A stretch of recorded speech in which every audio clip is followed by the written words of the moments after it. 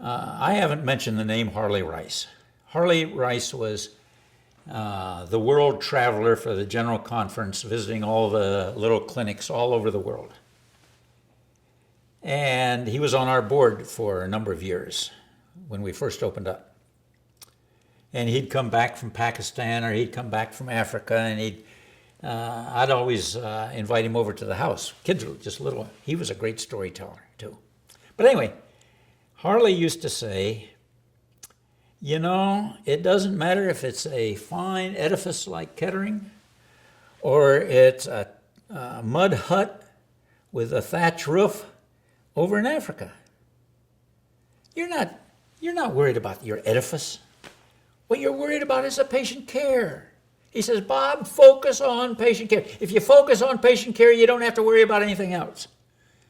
And, you know, that's why we developed Verticare. Can I take a minute on Verticare? Verticare was born, the idea for Verticare was born one late evening, about 8 o'clock at night. And I used to like to make rounds. I'd go home for supper and then I'd come back and I'd go through all the nursing units and go through whatever ancillaries are still open doing any patient stuff. And I'd talk to the employees and I'd talk to the patient. So anyway, I'm wandering around and here we got a bunch of patients in street clothing, and they've got slippers on walking up and down the corridors, but they're fully dressed. And I don't see any IV bottles that they're pushing, or they're not walking with a cane. So I went up to the head nurse and I said, can you answer just a guess question? What % of your patients are dressed like that guy or that gal? And they're just walking around and it's 8 o'clock at night and you're not going to do anything for them until 7 o'clock tomorrow morning? And I got varying numbers. I wrote them down. I found out we had almost 10% of the patients that didn't have to sleep in our sheets. And in those days, we were running 100% occupancy, and I had a waiting list for as soon as a bed came up. So I got thinking, you know, I'm wondering if we can come up with a plan where we can have the patient sleep at home. We'll do everything starting at 6 o'clock in the morning or 5 o'clock, I don't care the timeline. We'll have all the nursing staff that we need to take care of them, to send them to their department, wherever. And boy, wouldn't that be nice? How can I do that? Well, the next time I saw one of my friends down at Blue Cross, I proposed the idea. Well, you can't do it. Oh, come on, don't use can't. Explain. Well, there's this National Autos contract, and we can't adjust that contract, and that says this and this and this and this and this and this. I said, okay. Well, we had NCR on our, we were doing a lot for them, and they were doing a lot for us. And I knew Bob Ullman, chairman of the board. Bob was on our board, and he was chairman of our Civic Advisory Council, and on top of that, he used to take time to spend with me after a board meeting, and he'd say, Bob, how's the computer system running? What do you think of this? What do you think of that? So I had a pretty good working relationship with him. And at the next board meeting, I said to him, Mr. Ullman, how do I get an appointment? I need to talk to you about an idea I have. I can save you some money. I don't know how much money I can save you. Maybe $100,000, $200,000. He says, you can? He says, why do you want to do that? Well, I said, it'll take too long right now. I don't want to keep you up for your next appointment. And how do I get an appointment? Well, he says, here's my card. Just call the office. I've got a direct line. The secretary that answers will give you the next available slot. So I went down to his office. He says, Bob, he says, I've always enjoyed when you present the financial statement at the hospital. He says, you really explain it very easy to understand. He says, what's your idea? Well, I said, I got some people that are patients that they could sleep in their own sheets, but they're not. They're sleeping in my sheets. And if I could get them to sleep in their own sheets, I could save you room and board costs and probably some other costs. Don't know. He says, never thought of that. And so he says, tell me more. So I did. Pretty soon I see he's starting to get itchy.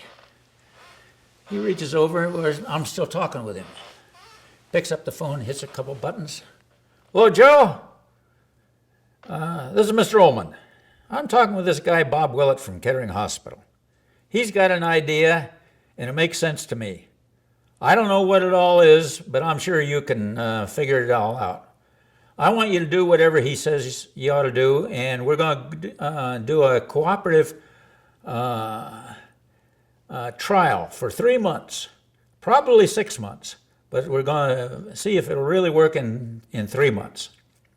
So be sure and do whatever Bob wants. Thank you. Bye. Talk about one-way conversation. I said, well, thank you for your time. Thank you for the introduction. Where do I find him? Well, he says, secretary take you up to him. She'll introduce you. Well, I got up there. He couldn't believe what he was hearing. He says, I have never had any hospital talk to me about saving money for me. He says, that makes sense. He says, if you're going to get the same care, but the patient doesn't have to stay overnight. Yeah, he says, we'll do that. He says, who's my partner going to be? I said, I haven't got one yet.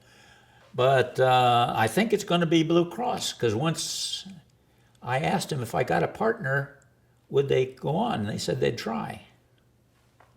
Next thing I did was call Noble Baker, key player at Blue Cross. Hey, Noble, got a partner for you. It's called NCR. Want to talk to you. Next time you're in Dayton, come on by, see me. Noble shows up. Bobby says, I don't know that we can do it. I said, Noble, just try. Just try. I am sure it'll work. And nobody's going to know it other than people are going to get less bills.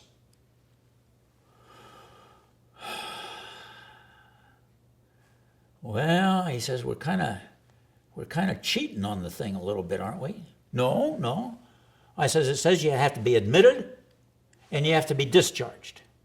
And it doesn't say what happens in between. If I do all the admitting work, let him go home, do all the discharge work, we got the thing tied together. Hadn't thought about that. I said, now, Noble, I want to tell you, I've got a nurse and she's going to be full-time on the project. I want you to sign, you've got a nurse down there. I've been impressed with her every time I've ended up talking to her. I said, I want you to assign her full-time for the next 3 months to help us with the project. I don't want to have it a biased project that I'm doing all this exclusively myself and you're not on board. I say NCR doesn't care. They're going to take whatever they get. Well, he says, okay. He says, we'll do that. In 3 months, I forget, we'd saved $160,000 for one company and a couple $100,000 for the Blue Cross, or for NCR and Blue Cross. Anyway, I said to Noble, Noble, I want to write an article. I want to see, I've never written an article for Hospitals Magazine. I said, I want to write an article and publish what we've got. So collectively, with a 90-10% input, we got an article published. Next thing I know, I get a phone call. This is the Lambert Association. We've read your article and we're going to be evaluating you as one of the hospitals that is doing one of the most innovative things in healthcare. Are you willing to be part of our overall evaluation? I have to get your approval before we go ahead any further. I says, I don't know much about you. Whatever you say, I'm willing to run with it. Well, we got the Lambert Award. Noble and I went up to, I think it was Princeton, and we had one of our docs came back from London, carrying the London Times with him. Bob, look, you're in the London Times. How'd you get there? So anyway, it did change things. As a result of that, insurance companies jumped on the bandwagon. They changed their benefits. And Blue Cross even got General Motors to sign aboard. Great run, fun time, exciting. Very much so. Changed a lot in the way healthcare is probably still being done to this day. With, You did the same Verticare. What did I say? Verticare. You didn't say Verticare at all. Yeah, I said Verticare at the very front. And he's got, somebody's just asked the question, why was it called Verticare? Well, I have to admit that was my idea. I thought, what are we going to call this thing? Quick in and out? Well, no, that could be misinterpreted. What kind of care? And I thought, hospitals normally take care of patients in a gurney or in a wheelchair. They're Verticare. They're horizontal care. If we call it Verticare, they're standing up. They're walking around. We don't have a porter holding on to them. So I coined the word. Interestingly, then we had it copyrighted or something like that. And I think it cost me $5,000 to do the paperwork on that. And I've got a phone call from one of the hospital CEOs and said, hey, I just read your article. Can I use Verticare? And he said, I see you got that little logo thing about that, that's a registered trademark. Yeah, I said, I did that. I said, I got a deal for you. I said, if you want to pay what it cost me to get that thing registered, I'll give you authorization to use that. Well, he was wanting to put together a bunch of walk-in clinics. He wanted to call the walk-in clinic Verticare and show the logo of people walking. And so he said, that's a good deal. So it ended up, Verticare didn't even cost me anything. That's great. Okay, go ahead. Not only have folks wondered about the terminology, they'll say, well, why'd you want to get rid of some of those patients that you don't have to spend much work time on? Well, you see, I wasn't making any money when the patient's not getting any specialized departmental care. I don't break even on room, board, and nursing care for a daily rate. So if I can get those patients out of the hospital and get it where we got all kinds of tubes and we're changing IVs and we're doing all kinds of ancillary departmental work, man, my income per patient day is a whole lot greater. And we had such a long queue. We filled every bed that we previously had used with that patient. We had a much sicker type patient, so we were able to work down the log. That helps it make sense. It does. I'm glad you. I think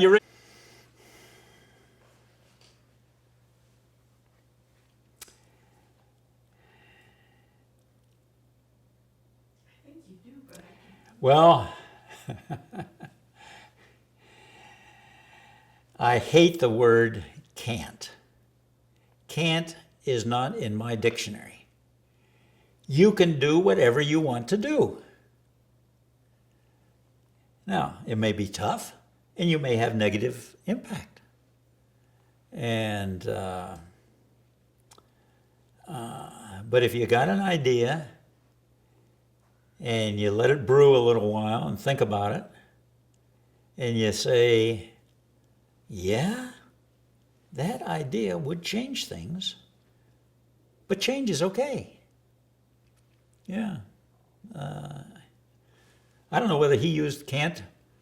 I guess the paint story is the closest one I can instantly remember, where he had an appointment, luncheon appointment with a guy in charge of the paint, and they went to lunch and they came back and the guy said, hey, somebody stole my car. Kettering says, no, that's the color you wanted to paint it. It took that guy 22 days to paint it. It took Kettering a lunchtime to get it painted. So can't is a very bad word. I don't like that word. Yeah, I think there is one of his quotes, approached and a successor was being evaluated. I know you had a story there of how he shared with you what his plans were and who would be coming in, and then we can go from there on your experience with Dr. Schaffner. After you've worked with a person as closely as I did with Mr. Nelson, you really can judge what kind of thought processes are going on almost instantaneously. One day I was working on the board agenda. It was just a couple of days from board meeting, and we like to have an agenda, and we like to have where the board had been on that topic before and what our current recommendations were. And we usually would try and have 3 options for the board to make a decision on. So I'm working on that kind of stuff. And there's a knock on the door, and you could always tell when Mr. Nelson was getting ready to come in. He'd always knock, and he'd wait until you said, is that Mr. Nelson? Yeah, that's me. So anyway, I heard this knock, and I just didn't even have to look up. Yeah, come on in, Mr. Nelson. And I looked at him, and I thought, wow, something's wrong. I don't know what's wrong, but something has to be wrong. I wonder if his wife's okay. I wonder what's happened to his son. Maybe one of the grandsons. So I said, Mr. Nelson, you look a little concerned this morning. And then he sat down. Didn't say a word. He just sat there for a little bit. And that made me more uncomfortable. So pretty soon I opened the conversation. I said, Mr. Nelson, you need to tell me what the problem is. Is it something I've done? No, not anything you've done.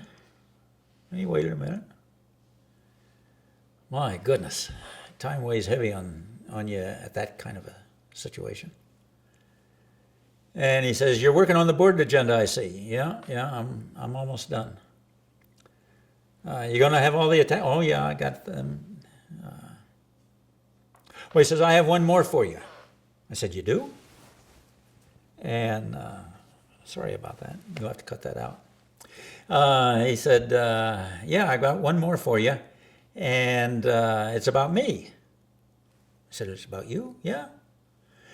He said, there are only 3 people who know this, and you're going to be the 3rd. He said, my wife, the board chairman, and now you. I said, are you sick or something? No. He says, I'm healthy. Just had a physical. I said, what? Yeah, but there's something wrong. Yeah, he says, I'm going to retire. I said, you're going to retire? Yeah, he says, I've got a recommendation, and I think you're going to like it. I says, I'm going to like it? Yeah, he said, you're not quite ready to be administrator. He said, I've been checking all the people that I can think of that might be a candidate. And he says, I'm going to be recommending Dr. Marlo Schaffner. He says, have you heard of him? No. Well, he says, let me tell you a little bit about him. He says he's a medical doctor. While he was in medical school, he got Man of the Year award. Right now, I forget what it was for, but it was something he had done. And then he said he went over to Africa and has worked in a lot of the clinics and hospitals there. He set up the flying doctor service where physicians would either fly themselves or be flown out to little areas where there's a landing strip and a little clinic, or a missionary has got a little clinic. His wife might be a nurse and she's opened up something. And they'll see patients back there. And they'll bring some patients back to the hospital on the plane.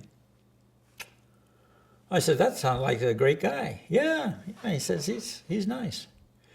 He says he's a pretty good sized guy. He's about like you. He says he's married and got several kids.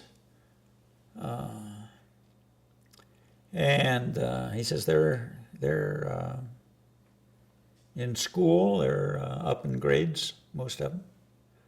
He says, I think one of them's in college already. He says, but he's a people person. He says, you're going to like working with him. Now he says, I'm going to write up the handout. He says, you just put it on Nelson retirement. I put on Mr. G.B. Nelson dash retirement. Last item on the agenda. Well, I was uptight about that. I had such a good working relationship, and I thought, boy, I wonder if it can be as good as this again. Well, Dr. Schaffner showed up. He turned into a second mentor. Mr. Nelson was really my first. Harley Rice is up there with him, but I didn't have the opportunity to work directly with him. He spent a lot of time over at the house. But anyway, Dr. Schaffner was a unique person. You talk about multitasking.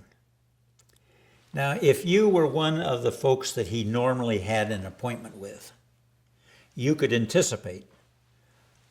Your 10 o'clock appointment time came, you knocked on the door was half ajar, come on in, and Marlo would be working on some paperwork.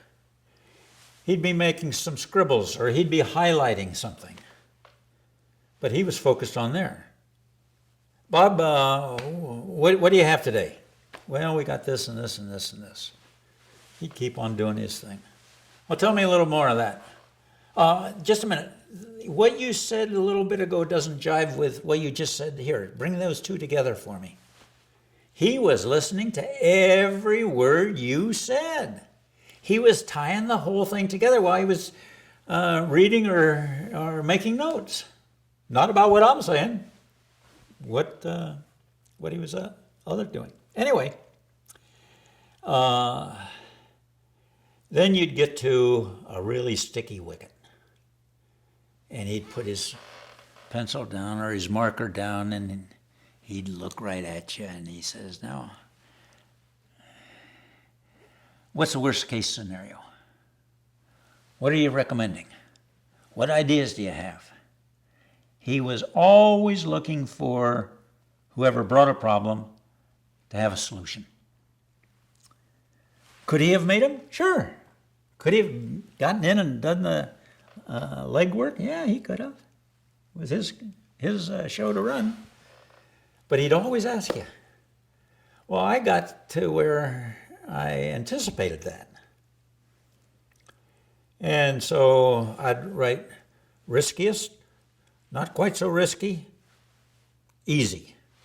And I'd have, well, Marlo, I understand there's a concern about this. The riskiest is XYZ. The other one is L, M, and N.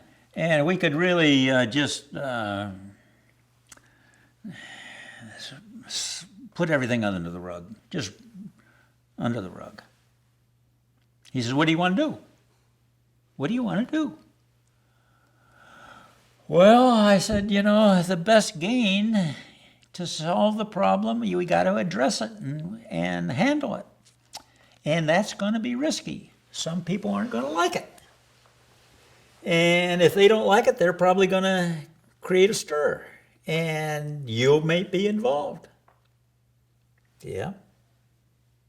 Do you think you can handle it? Well, I think so. You're saying you think you can do it? Yeah. Go for it, Bob. I always had this response. Marlo, thank you. But I want to tell you, again, if she blows up and we have a great big stink and we have to back away from it, you can publicly slap my hand. You can say it's Willett's problem. He's gonna get a demeanor for it. I said, I'll publicly accept responsibility. He says, I know that. I know you know it, but I'm just reminding you. We worked together hand in glove. Well, then one day, pardon me, then one day we had a little longer dialogue. And I said, Marlo, you've been reading the same literature I am. Hospitals are going to have satellite hospitals. We have to face up that the community is growing to the south. I said, our last long-range plan, I got the Dayton Power and Light long-range plan on sending utilities out, how they're planning on meeting the electric and other utility needs. And I said, we know that, we just need to respond to it. He says, I've been thinking the same thing. He said, I know a couple hospitals that have put satellites up. And he said, they're all doing pretty good. He said, I don't have time right now to delve into it like we need to. He said, we need to take half a day and just block it off. We don't have to leave the office, but we can keep the secretaries to keep us where we have time to really evaluate this. We need to put some charts up. And we need to go around and figure out all the scenarios. So we did that. And as I remember, we'd been going at it till about 11:30. Finally, Marlo went over, and we did all this in what had been the old boardroom and was Marlo's office, and still had the big table and all this stuff. Anyway, we had charts all the way around the room. Marlo went over to this chair and he sat down and he looked at him and he looked at him and he looked at him. He says, Bob, if this is going to be successful, I have to be a member of the South community. He says, they know who I am. I know who they are. But they are not part of the hospital. I have to make them a part of the hospital. I got to get the Chamber of Commerce, the president of the Chamber of Commerce. I got to get their staff. I've got to get the mayor of each of the communities. He said, I've got this whole list. He says, every one of the corporations that have a office area down there, I need to know the CEO of that, and they need to know me, and they need to help us form a committee so that it takes the heat, because there's going to be a lot of heat if we propose a satellite hospital. He says, it might take me 3 months and it might take me 6 months. And I need to be there basically full time, out in the community. Bobby says, if we're going to do this, I'm willing to do that part. But you know what that means? You got to do a lot of the things I'm doing. He says, you already got a full plate. Can you work a little harder? Oh, I says, Marlo, you don't have to worry about that. I said, it'll be a privilege. I said, most of the departments I'm already involved with at some point or other. I said, I don't envy your job at this point in time, and I feel more comfortable with you being available on a phone call as necessary, but I'll try not to call you. You set up whatever schedule you want for updates, and I'll fit your calendar. Well, that lasted for at least 6 months.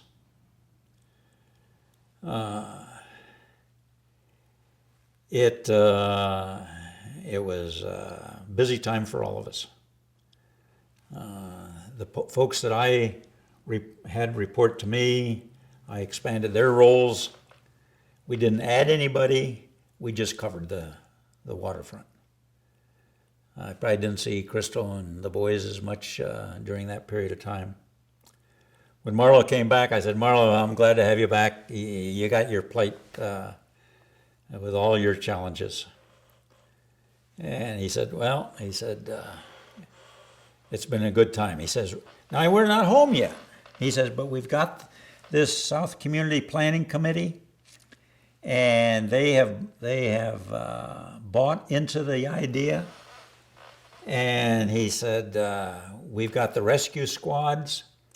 He says, Bob, I haven't told you this. He says, you'll like this.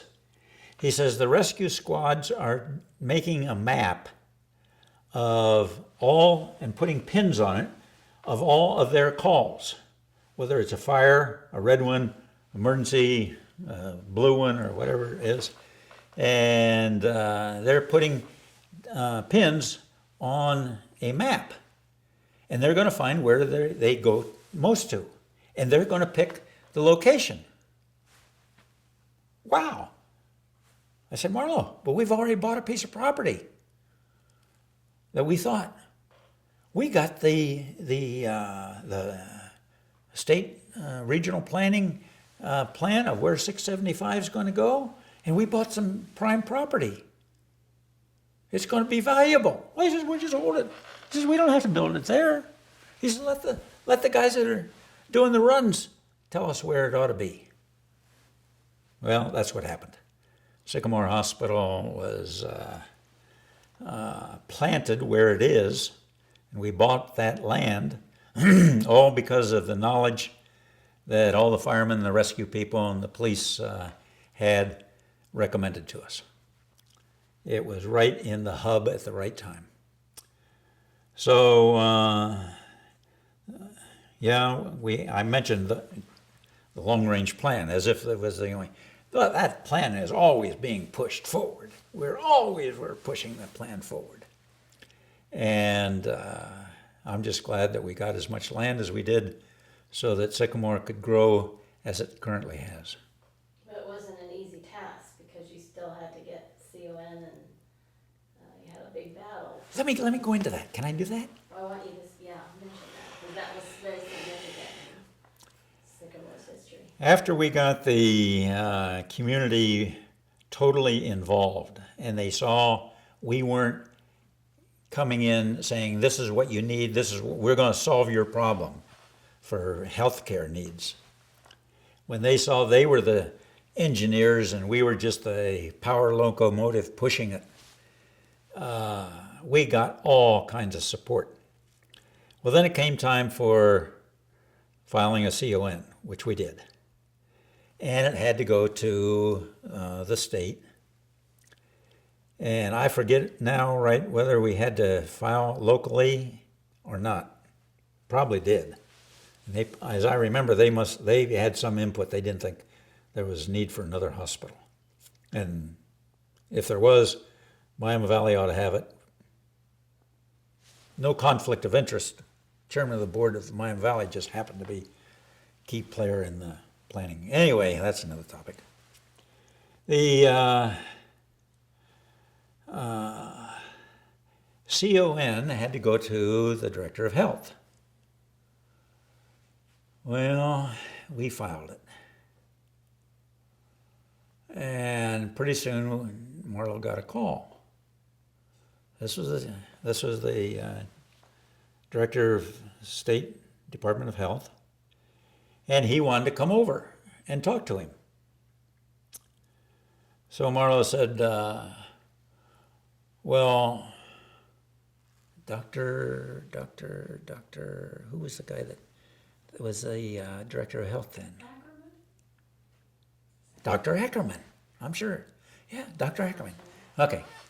So Dr. Ackerman came over, and we had the whole group that was planning all that from the community there with us. And so Ackerman asked a bunch of technical questions about did we have enough money to have it? Could we handle the startup costs? Because there's always millions of dollars of loss when you first start up a place. He had a bunch of questions. We didn't have to answer them. Oh, well, Mr. Mayor, you want to answer that? Yeah, I looked into that, and here it is. I laugh about it today because after all these questions, and Marlo and I are sitting there, and the rest of the committee is answering all the questions, Ackerman looks at it and he says, Marlo, I think you're sitting in the catbird seat. Now, I never had heard of the catbird seat. I don't know whether, but apparently a catbird always builds at the highest point, and he can see everything, and he can survey everything. So I understand. And I had never heard that as a communicative skill, defining that position. But then we had got ready for open house, and Dr. Ackerman says, would you mind if we have the governor with you for opening up? Well, that'd be wonderful. My goodness. They assigned me that day to work with the governor's security. Governor's security? I never knew the governor had a security force. My goodness, he drives up. I'd met him before. And, hello, Governor. Hello, good to see you. Glad to be here. And up drives another car.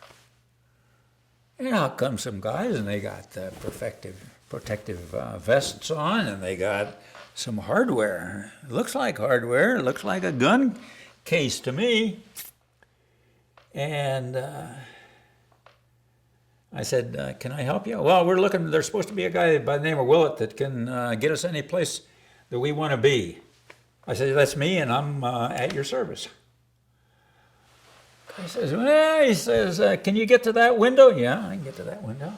Where's the podium again? The podium there? Yeah, that'll be good. Can you get over here? Can I have a guy up on your roof? Yeah, we'll get up on the roof. So I took the guys wherever they wanted to go. My goodness, when they get there, woo! Looks like a machine gun to me. They had more hardware than I had ever seen. I was surprised. But everything went off without a hitch. We had a great time. And Because they had a threat to the... no, that was just normal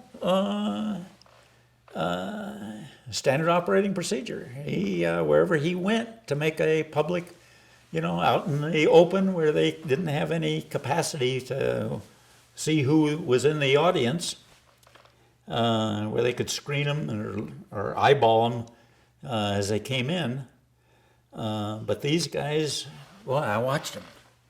Their heads are just like the guys watching the president. Their heads are wiggling all the time. They're looking at something. They're looking at something. I was impressed. I still am impressed. Well, going back a little bit to the battle to get approval for the CON, and then there was a big battle with Blue Cross, who said they weren't gonna, Oh, they yeah. were not gonna cover patients at Sycamore because they didn't think we needed a hospital there. So there was a battle that went on for a while Okay. to get that approval. You know, we did have a lot of challenges as we opened the place. First off, Blue Cross said that since the local, they had gotten heat from the local Dayton contracts that they had for healthcare coverage, that some of the folks might void their contracts and go with someone else. And they should not pay anything for Sycamore Hospital. Well, they came up and told us about that. We're not going to pay anything for Sycamore Hospital. Marlo said, you think you can do that legally? You know, Marlo had a fantastic, quick-witted, fast-on-the-draw response. He says, I think I'll have to talk to our attorneys about that. I think you might not like us talking about that in court. Well, okay, they kind of got off that. And they complained. They weren't going to pay. So we called a meeting. Marlo called a meeting of the South Community Council. And we told them what the story was. Well, if you think you're going to let them do that, we'll take that over. Those guys banded together. They went down to Blue Cross. They said, no, we don't want to threaten you. We are just going to tell you what we're going to do. This is an approved facility. We have been aboard since the very inception of it. Our fingerprints are all over it. And we have influence not only for our own employees, but all the other employers south of town. South of Dayton, city of Dayton. I think you ought to go back and look at your records. I don't think you want us to boycott you and void our contracts and have all of our friends void their contracts. I think you ought to take a second. We got a letter.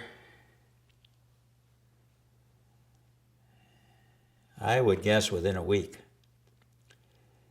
Dear Dr. Schaffner, Blue Cross is pleased to let you know that we're going to have 100% for payment of patients' bills at Sycamore. Marlo just outdid himself in developing that kind of a working relationship with people that originally he had no idea. You know, he knew there was somebody at Reynolds. Reynolds. Huh? Reynolds and Reynolds. Yeah, but what was the stapler company, or what was it? Pitney Bowes. Yeah. You know, Marlo didn't know the guys down at Pitney Bowes, right there next to Sycamore, before. Boy, they were good buddies after that. They played golf together. So Marlo had just outstanding. It was I have to admit, I had a lot of fun when I was CEO. I had more fun and less concerns because I always had that second tier that I could go to. Hey, I got this idea. What do you think of it? Does it sound decent to you? You know you were going to get a clean shot. I mean, if it was a bad balloon, it's going to get punctured. And the idea is going to go pop. But he's going to help you figure that out ahead of time. You know, when you're CEO, you don't have that. You got to support people, but you know, no matter how you cut it, there's presidential isolation. They tell you what they think you want to know, not what they know. And that is a deadly sin if you don't get a clean shot. So anyway, yeah, my years with Marlo were wonderful. So when you finally fought all the battles and Sycamore was finally on the blueprints were drawn and all of that, and instead of doing the traditional groundbreaking, Oh, you had yeah. a rather unique ceremony. I jumped right over the ceremony. One day, Marlo came into my office and said, "Bob, I've been thinking about groundbreaking down there at Sycamore." Okay, I haven't been thinking about it, but what ideas do you have? Well, he says, you know, we've had all kinds of groundbreaking ceremonies. We've had shovels, we've had earth-moving equipment, we've had big cranes, we've had every kind of a vehicle. He said, what would you think if we used dynamite? Dynamite? Yeah, he says, I found out that you can get dynamite to blow colors like you would with skyrockets at 4th of July. He says, how would it be if we have a red, white, and blue dynamite? And we'll have a great big plunger. We'll have the chairman of the South Community Committee plunge it down, and we can all celebrate with the dynamite. Marlo, I said, I love that. I've never heard of that. That is unique. Only you would come up with that idea. So that's what we did. And we had a stand, and all the celebrities are up here. And then we had a safety area. Had a couple folks at both ends of the curtained off or the roped off area. And we made sure nobody was around, and boy, when she blew, she blew. And Rather appropriate. somebody, and I forget who that person was, said, you know, Dr. Schaffner picked out the right kind of explosion for the start of this new hospital. We had to blow up a bunch of bad ideas and replace it with the way America ought to run. Oh, that was a great scenario. Yeah. That was good. Blow up a bunch. Don't take too much more of your time, but so that this is so good in this. You kind of opened our doors to establish the relationship between Washan Hospital and Kettering that continues to this day. Does it? It actually does. They're even hoping to get Dr. Yuan to come back if she's able to travel. Yeah, she's pretty bad. She has a hard time seeing. Yeah, she's almost blind, I guess. But they continue to stay in touch with her and have sent teams over there and helped to fund that international floor of her hospital. So you, I think, were the first one to get acquainted with her and her team and bring them over. Can you tell us a little bit about that relationship and how that started? Folks ask me, how in the world does a guy in the backwater of Ohio come across with working with hospitals in Shanghai? Well, it all started when Al Deininger called me from Taipei Adventist Hospital and said, Bob, I'm coming up after being over here 3 years. I'm coming up with 3 months when I get a home leave. I want you to come over and be the administrator for 3 months. And I said, Al, I can't. I got too much on my plate already. He said, I want you to talk to Dr. Schaffner. I think he's had mission experience. He'll tell you what he thinks about it. So I go in to see Dr. Schaffner. I said, Marlo, guess who I just got done talking to? He says, Al Deininger. I said, how do you know? He said, I just guessed. I said, well, he's got a stupid idea. He thinks I ought to come over there and pull relief duty for him when he comes home. He says, that's a great idea. I says, it does? Yeah, he says, I think tonight I want you to go home and talk to Crystal about it, and I want you to talk to your boys because the boys need to go with you, and you need a short-term mission experience. And then he looked at me right in the eye. You always knew when he was getting ready to say something special. He said, Bob, if you do this, this will change your life. I had a lot of fun and a lot of new experiences over in China, in Taipei. When I got ready to come home, I thought I have to give to my Rotary friends and other business people and something. So I got small paperweights. And I put Taiwan Adventist Hospital, and I put the 4 Chinese characters. One is for long life, one is for happiness. Forget the other 2. Anyway, there are 4 key Chinese characters. And I took a business card and I doubled it over. So when you open the thing up, I had a message.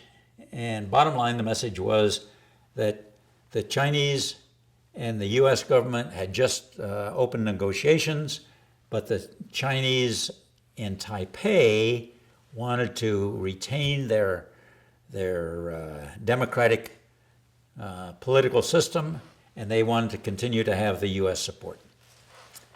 And I explained, I had 2 or 3 other things. So anyway, I passed those out. And one of them got to Bill Anderson, who at that time had replaced Bob Ullman as CEO at NCR. Well, he grew up in China, and he had a gal, Lillian Zhao. And Lillian was a volunteer at the hospital. And Lillian was still responsible for the China, Japan, that part of the world for NCR. Now, she didn't have any real title. She was just kind of an ambassador for Anderson for that part of the world. He had taken her he first met her and hired her in Hong Kong. He took her to Tokyo when he got a promotion to run NCR in that part of the world, and he brought her to Dayton, Ohio when he came to Dayton to be CEO. So anyway, Lillian gave one to Lillian, and I said, Lillian, I never knew that life could change so much, and life was so different in other parts of the world. Yeah, she says. So we passed the time of day.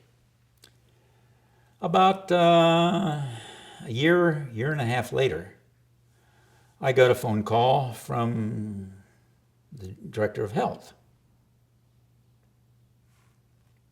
It wasn't Ackerman.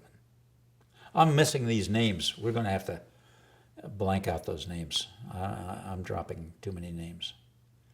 Anyway, the director of health said to me, Bob, I'm putting together a group of physicians and hospital administrators. You gave me this paperweight, and we're going to go over to China and see what is going on there. They've just are starting to allow visitors in, and you already have some experience in the Orient. I thought maybe you'd like to go, and your wife can come if she wants. Well, I said, we've got 2 boys in school, and I don't think there's that possibility, but yes, I'm interested. So I called our board chairman at the time, told him, and then I said, and I've got a big CON sitting on the Department of Health's desk. I said, I can never get an opportunity to invest time with him like I will on that thing. So he said, Bob, you better go. So I called Dr. I want to say Ackerman again. Sounds right, but I'm not sure. I can look that up. Anyway, try and look that up. Well, we were all to meet in the Columbus airport. And we were to take a plane from there to, I guess, New York and transfer and land in Beijing. Well, Dr. Ackerman, I'm sure it is Ackerman. I wonder what the other guy's name was. Anyway, he and his wife were there, and they greeted everybody in the Columbus airport. And pretty soon I saw his wife head for the bar. Well, I didn't worry about that. Early in the morning, but it's 4 o'clock someplace. So I thought, if she wants to go to the bar, that's her thing. Pretty soon they called our flight. And the two of us are walking down, and he says, "Where's my wife?" Well, by that time, we were almost to the jetway. And I said to him, I don't know where she is, but I saw her headed for the bar. Oh, doggone it, she went to the bar. He says, "Can you go get her?" Well, I said, "I'll try." I said, "You hold the gangway, I'll go." So I ran as fast as I could. I could run back then. And sure enough, she was about 3 sheets to the wind. I mean, she was, sorry about that, but she was pretty well stoned. I took her. I had to half carry her as fast as we could walk to the jetway. And here he's standing in the jetway, so they can't close the thing. He says, my wife's coming. We're on our way to China. Well, my wife's coming. She must have stopped at the bar. Somebody's gone up to get her." Anyway, that little bit of information caused a real bond almost immediately.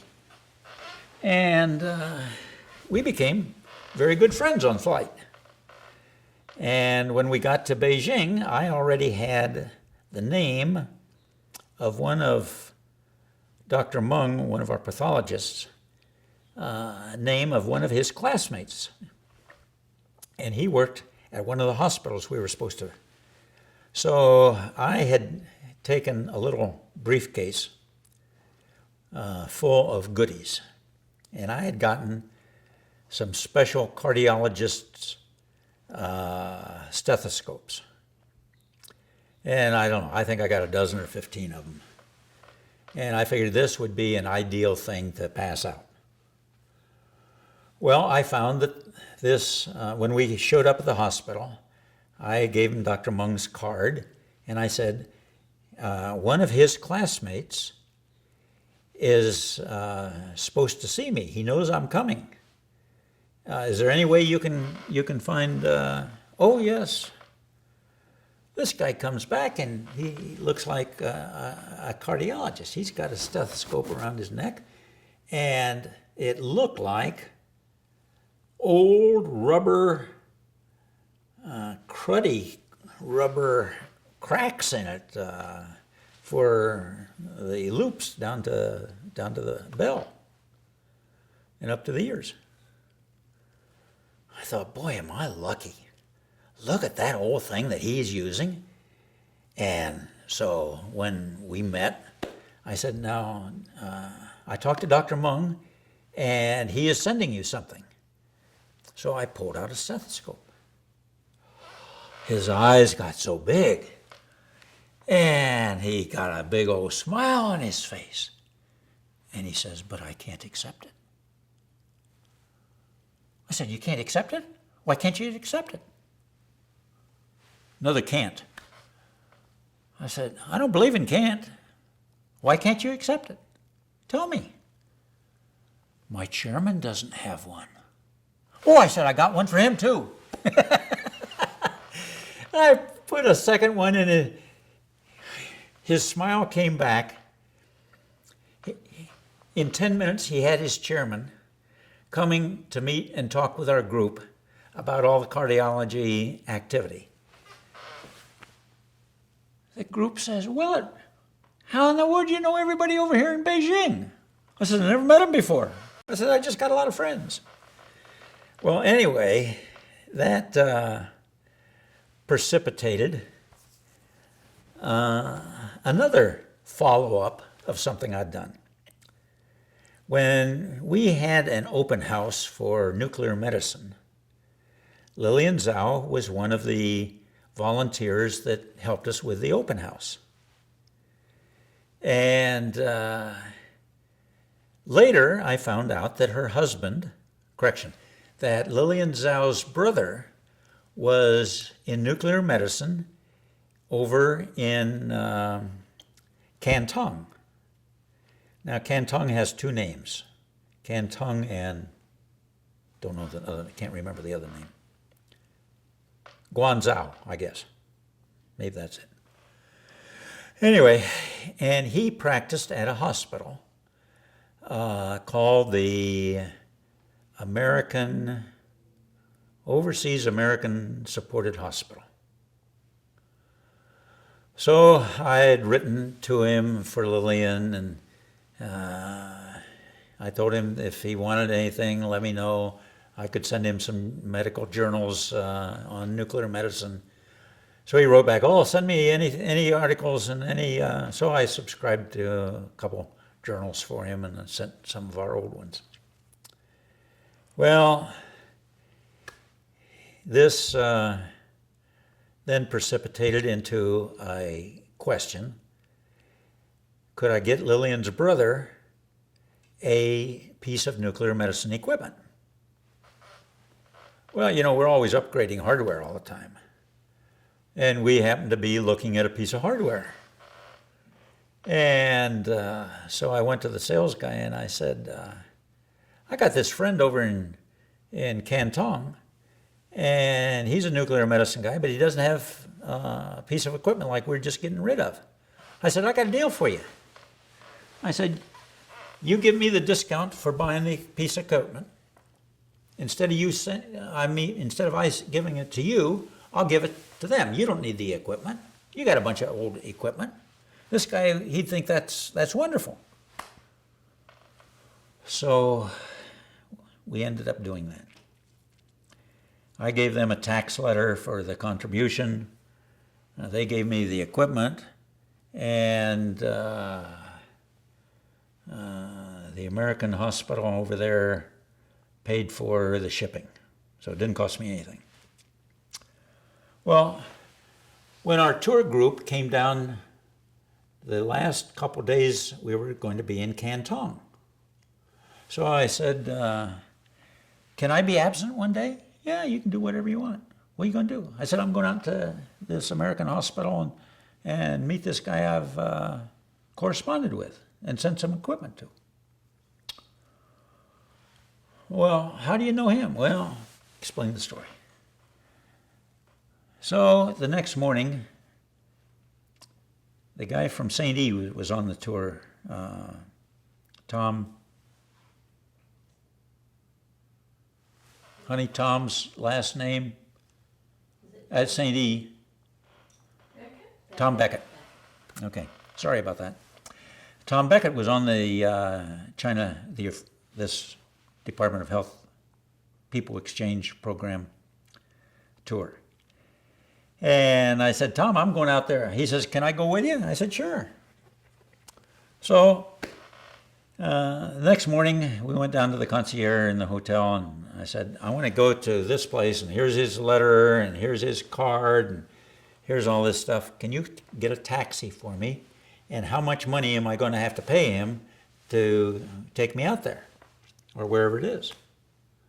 Now, this is a pretty good-sized city, you know. This is not a little hick town. So he said, yeah. He didn't seem too excited about it, but he says, yeah, I can get a taxi for you. So he told me how much, and I made sure I had that much China money. And we got in the car. We start going out, and it's getting suburbs. And pretty soon I look, and here's a water buffalo pulling a cart with a guy with a big stick. Pretty soon here's a two-wheel farm tractor hooked up to a two-wheel or three-wheel wagon, and he's driving this thing with this bicycle handle of a garden tractor. And the engine has an open reservoir for water. And the steam's coming off the water. And then every once in a while you'd see a guy stopping his cart, going to a ditch with not very good looking water, and he'd come up and pour in this open receptacle a couple gallons of water. I thought, boy, I wonder if we're going to a hospital out here. I looked at Tom and I says, I don't know if we're going where we're going, but I hope this guy's knows what he's doing. We come around the corner and here's this gorgeous building, a whole series of buildings, great big fence, big gate. You could drive 3 trucks through it at a time. Does a driver drive through? Not on your sweet baby. He pulled up to the fence, stopped, turned around, held his hand out. I got some money, gave it to him. He looked at it okay. We got out. I said, Tom, we're going to have to figure out how we get there. So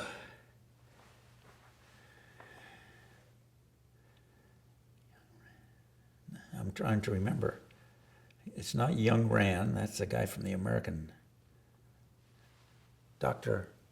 Honey, do you remember that Chinese guy that we ate at his table when you came with me? Huang? That's safe to use. I think his name was Huang. Dr. Huang was the president of the hospital. There was a Dr. Huang that was president of the hospital. Is that Oh, Gumbai Chen. Chen was Oh, the Chen was the president. at Shanghai. Huang. Huang is that's the name of the guy. There was Okay. Huang. Yeah. So anyway, we're walking toward the building. We see the sign, American Hospital Overseas Chinese.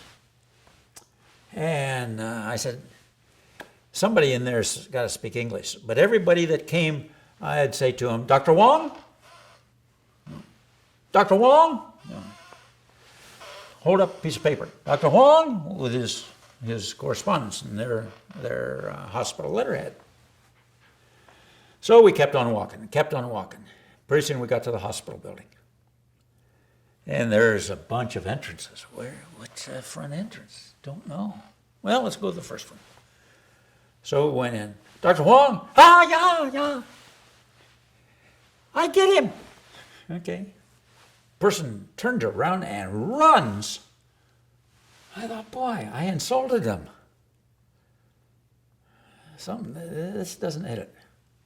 So Tom and I just stood there. Now, Tom and I were classmates at GW. And anyway, pretty soon, here comes this little guy.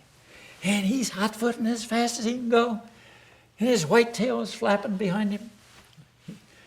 Your rank is based on the length of your white coat in China. Old English tradition. Well, he was delighted to see us. Oh my goodness. That day we ate in the cafeteria. They had if you were a rank professor, you had different levels of, and he was in the top rank of professor. So we ate at what he said was the best of their luncheon rooms.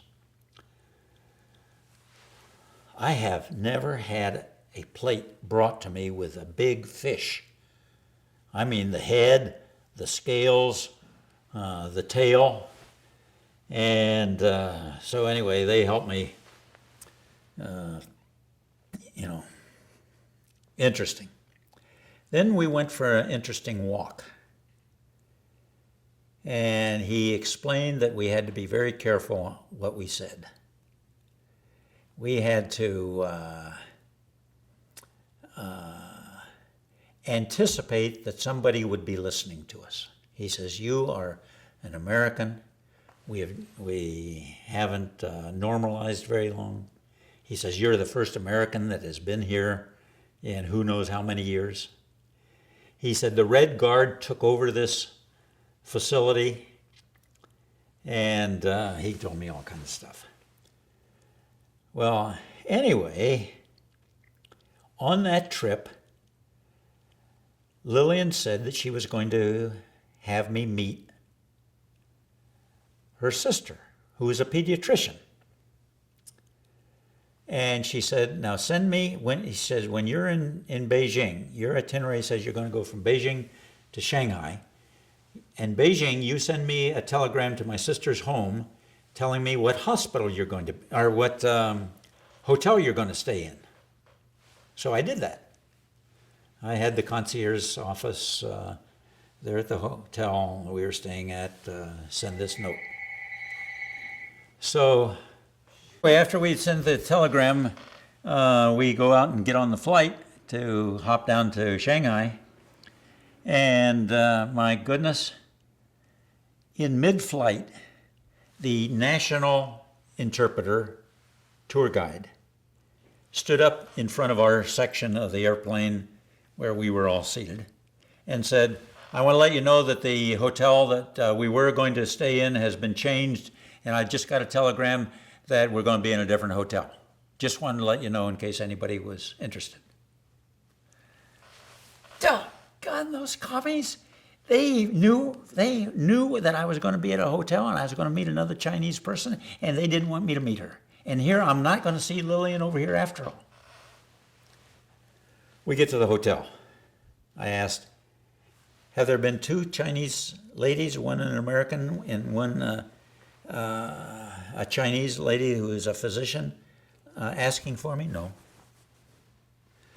I said, Tom, I guess we scratch that. Go up to the room. He and I were sharing a room. And immediately the phone rang. So I went over and picked it up. Is this Mr. Willett? Yes. You have those two ladies that you were talking about. They're down here waiting for you now.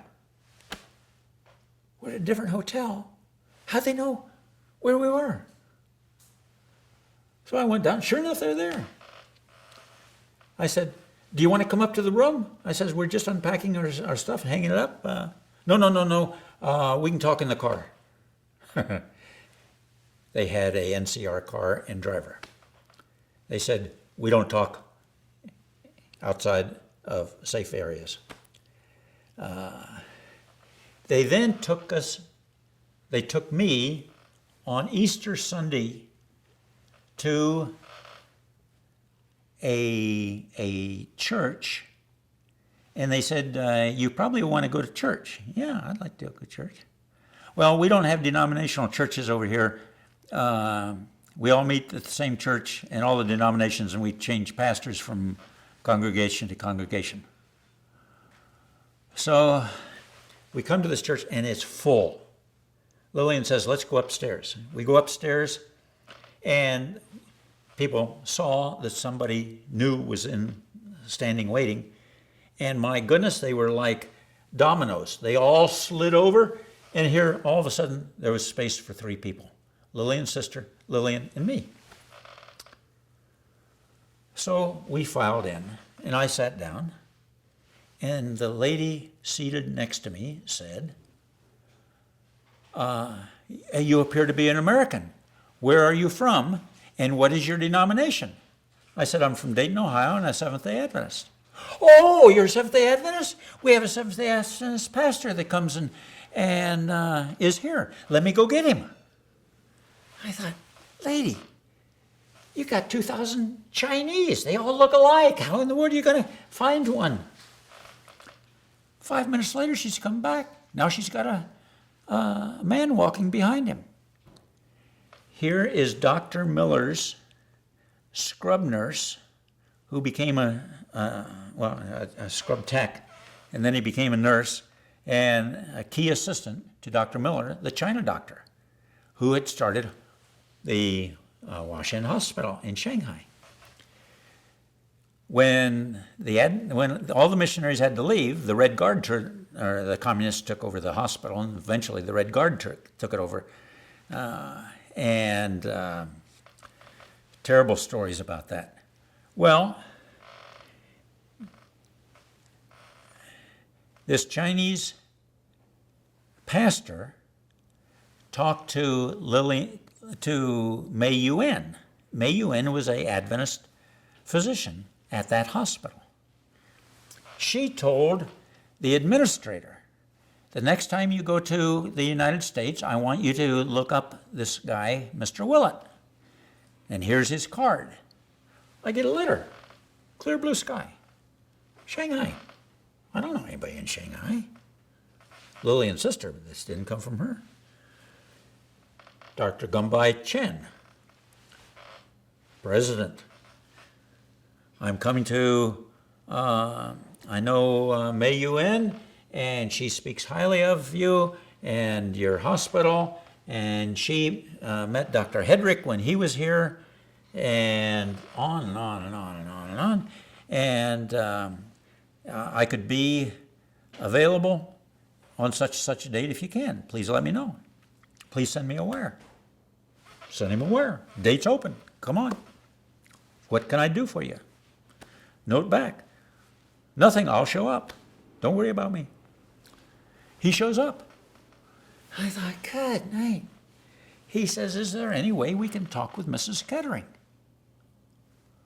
I said, I don't know where she is, but let me try. Judy, see if you can get Mrs. Kettering. Magical. Judy has Mrs. Kettering on the phone. Mrs. Kettering, I know when you travel, you always like to know where an Adventist hospital is. And we have a guest today from Shanghai who was with Dr. Miller, the Adventist physician that ran a hospital, and he is the CEO of that same hospital today, even though the denomination doesn't run it. He'd like to speak with you. Well, she loved the Orient. She had Oriental things up. So we went up to her apartment. She was living in the apartment at that time. And he had a very pleasing personality, easy to talk to. And they chatted. And he said to her, now, Mrs. Kettering, if you come to China again, make sure you look me up. Here's my card. If you have any healthcare needs when you're in China, if you'll come to our hospital, we'll make sure you get excellent treatment.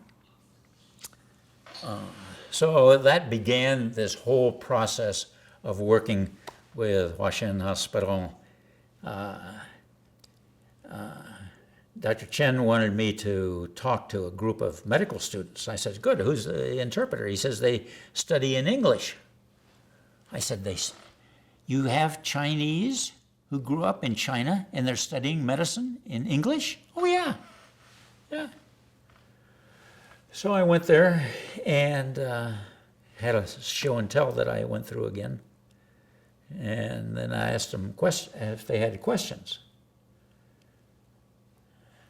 One of the questions was, Mr. Willett, do all of your physicians use the Larry Weed problem-oriented medical record system? Now, if you don't know about that system, you don't have a regular diagnosis. You put what's the primary diagnosis, what's the secondary diagnosis, and the third and the fourth, and then on each order or prescription, you write a number 1 or number 2 or a number 3, and that means you want a lab test for this condition, not for another condition, okay? And I had looked at that and read about it. And I said to him, well, that is a very popular new way of charting and handling medical records. But I have to admit to you, you may be ahead because I can't just tell the physicians what they have to do and how they have to do it. And I can't tell them they have to chart according to Dr. Larry Weed. He smiled with a very interesting smile. But anyway, yeah, a lot of fun, a lot of opportunities. Good relationships. Good working relationships. Really long-term relationships. Yeah. They have you thought about my question? And the What question do you feel again that is, well, what was the overriding major principle that you saw characteristic in the organization during the time you were there? Something that was there an overriding principle that you felt was evident? Before you answer, you might sit back. yeah, I'm thinking. I will sit back. Observed a lot, both in the denomination and the institution. And I have to admit, in medicine, I observed liars. In all other walks of professions, I observed people did not tell the truth. And probably the overriding aspect that I perceive Nelson was involved with, and Marlo certainly followed up with it, is you have to be honest. And if you aren't, like Porter, when Porter couldn't do open heart surgery and couldn't get the plumbing back together after he got all the vessels to the heart unplugged and he didn't know which went where. Okay? Like the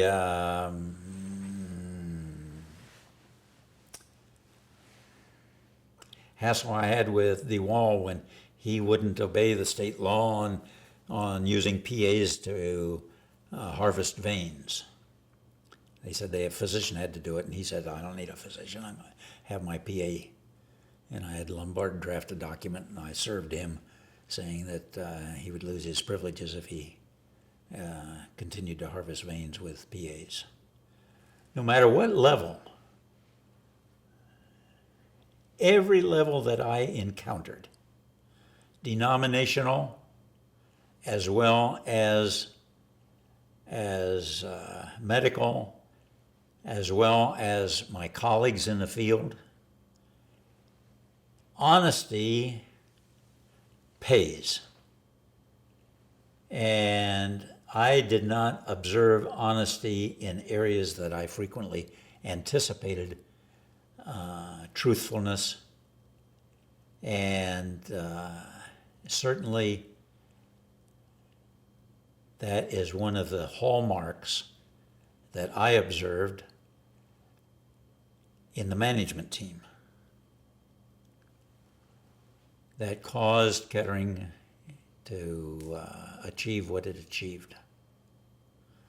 Are you saying that in the management team you observed honesty? Yeah, we had to be honest. If there was a problem, give me the honest evaluation. Don't sugarcoat it. And certainly with the preacher types, I had almost a running battle with dishonesty. I can't say that. I won't say that on film. Will I? That's all right, I worked in a religious TV station, and it's amazing that even works in that world. Yeah, I won't say that about the preacher types, but I want to use a broad enough brush that if any of them happen to see it, they will realize that the denomination. So They didn't. You're saying that part of what was established by Mr. Sure. You go ahead. And tie it in with the Kettering's demand of, no ostentation, no gold-plated doorknobs, but the sense of quality. They wanted a quality, they wanted something to honor their father and father-in-law. And world class. And I must tell you, I found just a nice little list of some of Kettering's quotes here that you might like to look at, to say it before he's done. Oh, that'd be good to tie it up with that. You want to? Well, finish saying what you heard. Right. Okay, go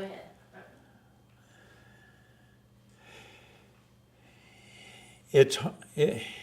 Having the multiple exposures that I had in working with all segments of the enterprise.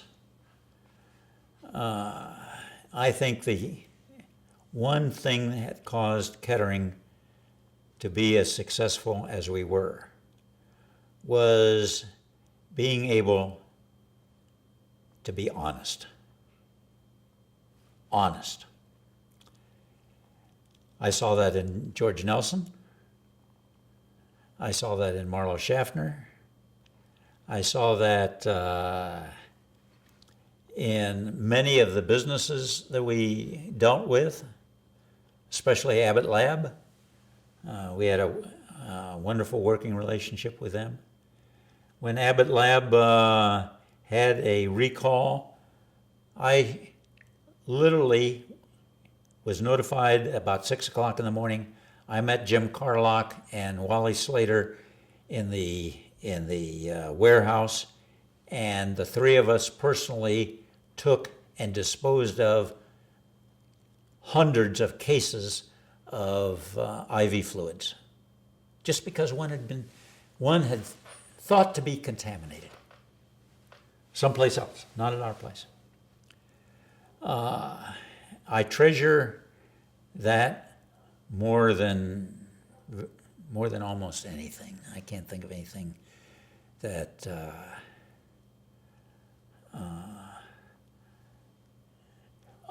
let me give you just an example.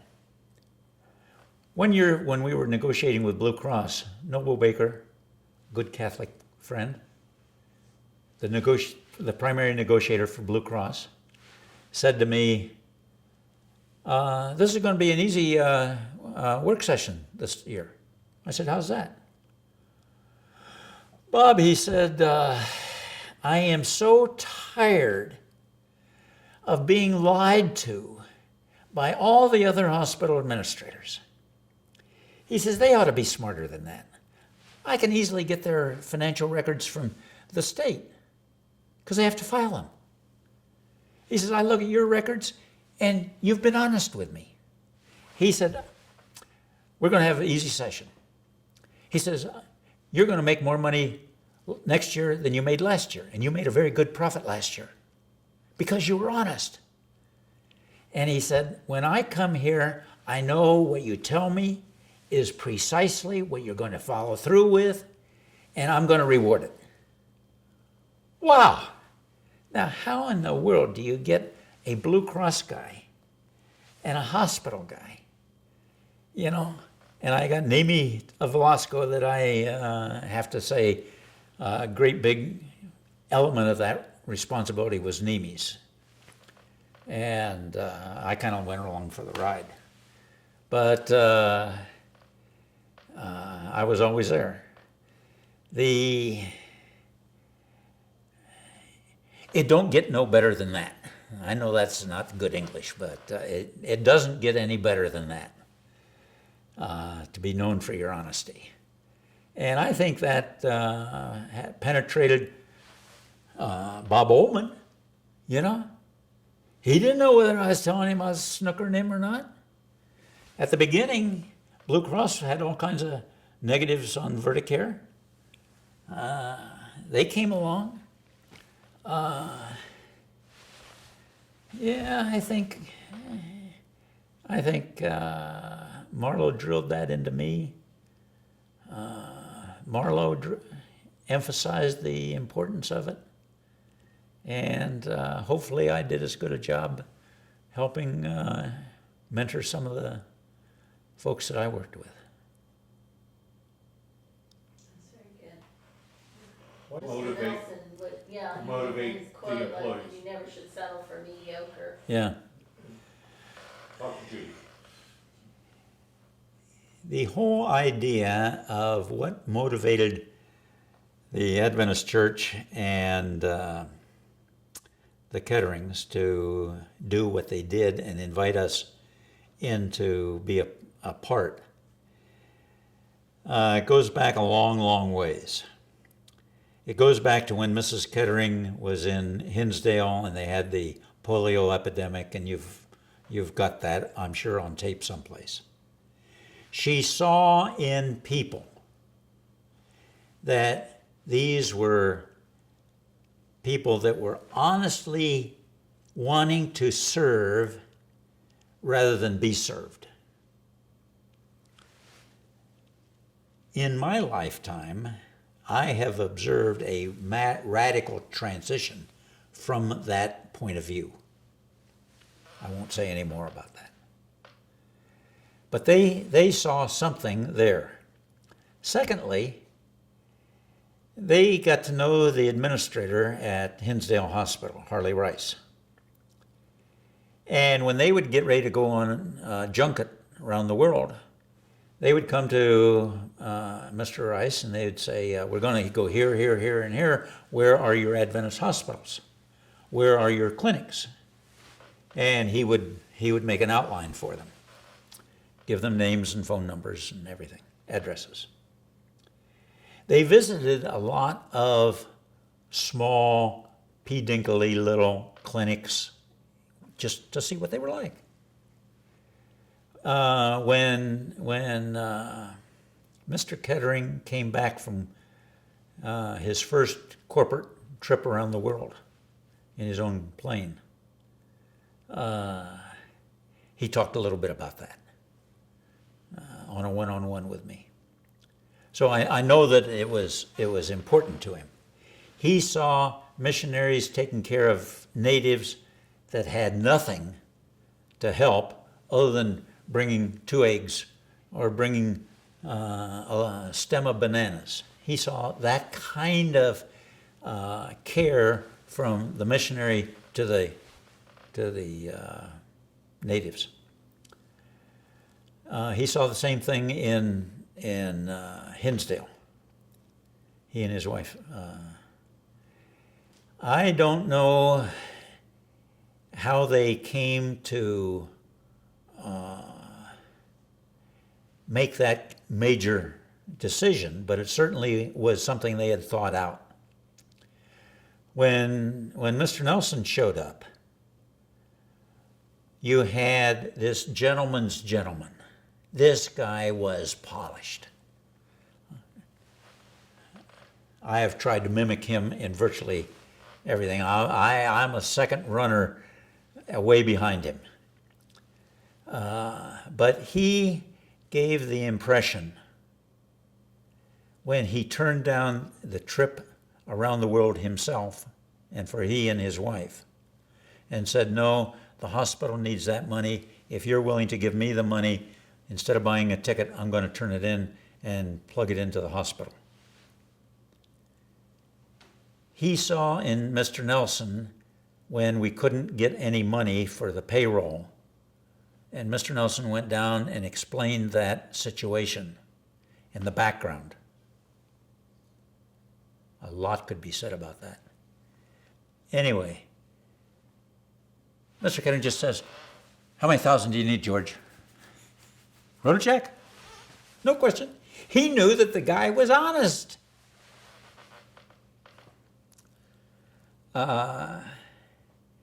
They also knew that he drove a Chevrolet. Not the newest, not the most expensive, but it was always clean, it was always nice.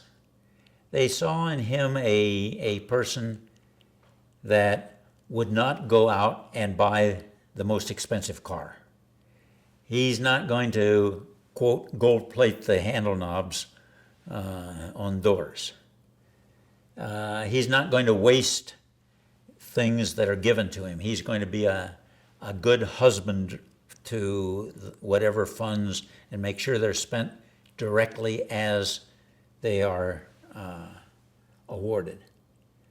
So I guess that's why I see in the question you raised, I guess honesty is the key thing that made the Ketterings want to. They saw honesty in care.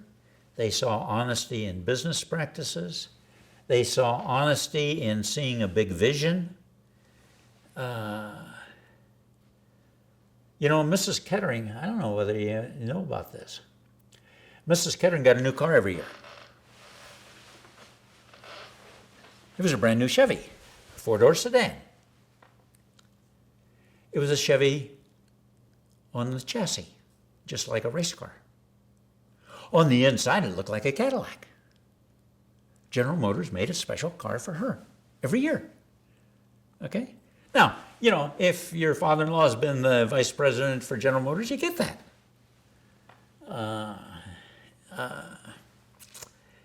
She enjoyed the fine things, but she didn't want to flaunt her capacity of a good life. You know, she was a down-to-earth person. Now she could talk pretty stern to you, as well I know. When she saw something she didn't like, she could speak right up and explain that to you. Not quite like when I laid brick, but with good English, but you knew where she stood.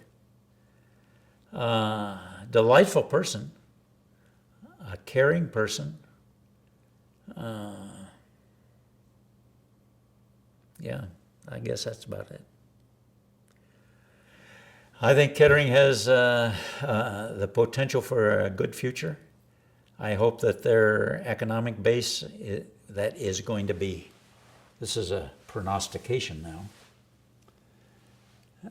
it's going to be very difficult for most hospitals to survive Obamacare. We are being taken to the cleaners in more ways than we want to admit. And it's going to be very, very difficult to run the kind of institution that we've run in the past. The rules and regulations are just not there to allow us to run that. Have you seen the bell-shaped curve that a baby under the authors of Obamacare said a baby has no value? And at 70, you have returned to the value of a baby? If you haven't, I'll get you.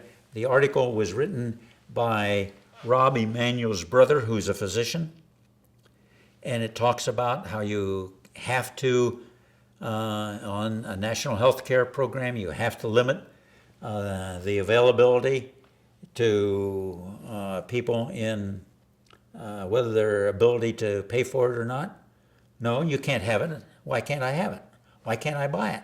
You can't buy it. You're not eligible to buy it. Yeah. So we're going to have a real run for the money of the future. I just hope that some multi-millions are salted away for a rainy day, because it's going to rain and pour. Make sure we had that seed corn. That's right. Mr. Hamer's favorite. Did you have? Hey, what is happening with Ted Hamer? Oh, you know, he passed away. Ted Hamer. Hmm. Yeah, it's been a few years. He had kidney